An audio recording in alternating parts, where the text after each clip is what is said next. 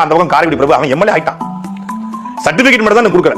அந்த தேர்தல் ஆணைய அதிகாரிக்காரல அவர் சர்டிபிகேட் மட்டும் தான் அவனுக்கு கொடுக்கல. அவன் எம்எல்ஏ கன்ஃபார்ம் பண்ணிட்டாங்க. நான் சத்தியமா சொல்றேன், மே மாசம் 4ஆம் தேதி இந்த டென்டிஸ்ட கொண்டு போய் நீங்க மருத்துவமனை சேர்க்க வேண்டிய நிலைமை ஏற்படும். ஏன்னா அவன் ஒரு மனநோயாளியா மாறிட்டான்.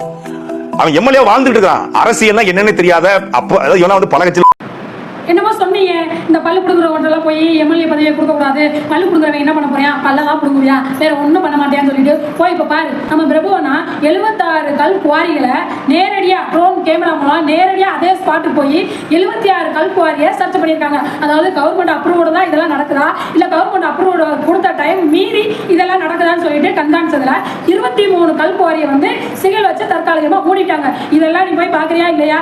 ஏன்னா நீ உட்காந்து பேசிக்கிட்டே இருப்ப, அவன் வந்து இப்படி வந்துருவியா, இவன் வந்து இப்படி வந்துருவியா அப்படின்னு நீ சொல்றதுலே பாதி டைம் போயிடும். சீமானை நான் இந்த அளவுக்கு இருக்கிறது காரணம் யாருன்னு சொல்லு, நீ மட்டும்தான். சீமானை நான் வாயி எவ்வளவோ பேசினாலும், எவ்வளவோ நம்ம மக்களுக்கு ஆதரவா பேசினாலும், நீ பேசுன தெரியுமா, இந்த பேச்செல்லாம் தான் சீமானை நான் இந்த அளவுக்கு பாதிக்கப்பட்டு உட்கார வச்சிருக்கு.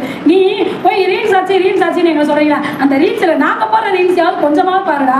ஏன்னா அதை கூட பார்க்காம உட்காந்துக்கிட்டு இப்படி வந்துருவியா, இப்படி செஞ்சிருவியா, இப்படி பண்ணிடுவான், அப்படி பண்ணிடுவான். இன்னைக்கு செருப்பால அடிச்ச மணிக்க போய் கல்குவாரி எல்லாம் மூடப்பட்டிருக்காங்க. அதெல்லாம் கொஞ்சம் பார்த்துட்டு வா.